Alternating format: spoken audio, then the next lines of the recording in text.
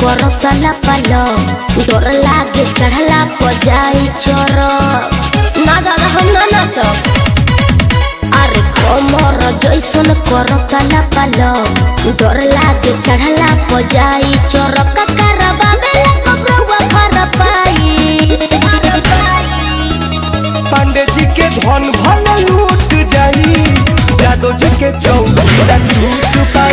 अरे पांडे जी के धन भल लूट जाई जादो जी के चौकी न टूट पाई का बुझाई रे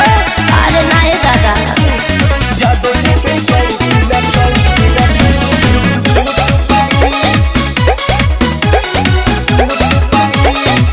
रउआ बोली पूरा कदी कहा बाटे फरमाइश धल लुटा वाला से ना लुटाइब होई पांडे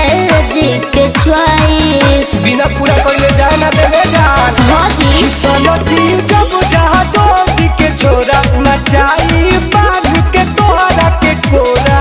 तो झूठे जात बन काहे खिसियाई ए जी पांडे जी के धन भल लूट जाई जादो जी के चौकी न टूट पाई अरे पांडे जी के धन भल लूट जाई जादो जी के चौकी न टूट पाई लोहा के हो जादो जी के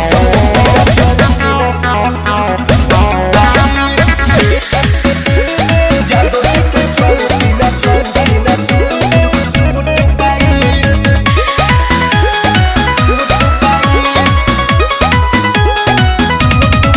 देखे बजाना गोइल बादे प्रिंस प्रिय दरसी टुम यादव निते सजर धुन करीना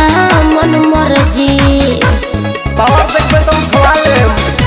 कि जे तने डोलाई बे कमान रे पतर की तोरा ऊपर मोटुओ कने बरसी तेरी करी जनिया लुटाई आई पांडे जी के धन भल लूट जाई